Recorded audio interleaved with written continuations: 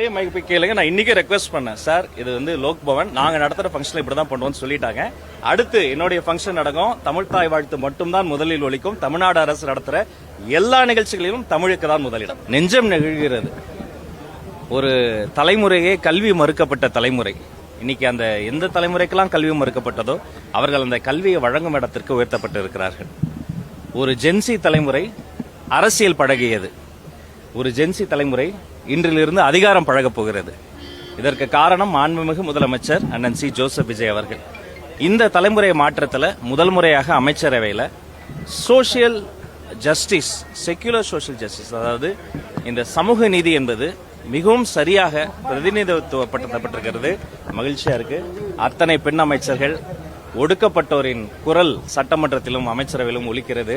முதல் முறையா நான் வியந்து பாக்குறது என்ன தெரியுமா, நம்முடைய அந்த அமைச்சரவையில் ஒரு அமைச்சர்கள் வர்றாங்க, எல்லாரும் மகிழ்ச்சி, புன்னகை, கைத்தட்டல் அப்படியே வரும் பொழுது, காங்கிரஸ் பெரிய இயக்கத்தினுடைய தோழர் வருகிற பொழுது அனைவரும் சேர்ந்து ஒரு மிகப்பெரிய கரவொலி வந்தது.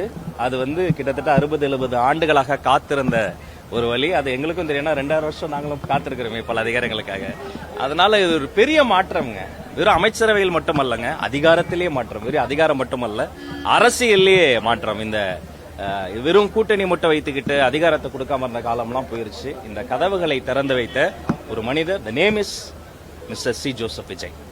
இளம் அமைச்சர்கள் நிறைய பேர் அமைச்சர்கள். ஆமா, இதுல வந்து அவங்களுக்கு சவாலா இருக்கும்னு நினைக்கிறீங்க? இல்ல, பழகிக்குவாங்க. இளைஞர்கள் தானே இந்த நாட்டில் வந்து சிவில் சர்வீஸ் எக்ஸாம் முடித்துட்டு வந்து அதிகாரிகளாக வராங்க. இளைஞர்கள் தானே மாபெரும் புரட்சிகளின் போது முன்களப்புறைகளாக நிற்கிறாங்க. ஒரு இளைஞர் மருத்துவக் கல்லூரி முடித்து வருகிற பொழுது அந்த மருத்துவத்தை சாமானியம் கொண்டு போய் சேர்க்க ஒரு செயல் வீரனாக மாறுகிறார்.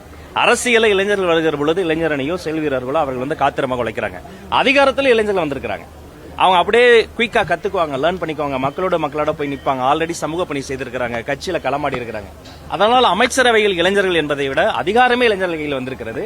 நிச்சயமாக நல்லது நடக்கும், நல்லது மட்டும்தான் பசங்க செய்வாங்க. நன்றி. இன்னைக்கும் ரெக்வெஸ்ட் பண்ணேன், அப்படியே மைக் போய் கேளுங்க. நான் இன்னைக்கு ரெக்வெஸ்ட் பண்ணேன் சார், இது வந்து லோக் பவன், நாங்க நடத்துற ஃபங்க்ஷன் இப்படிதான் பண்ணுவோம்னு சொல்லிட்டாங்க.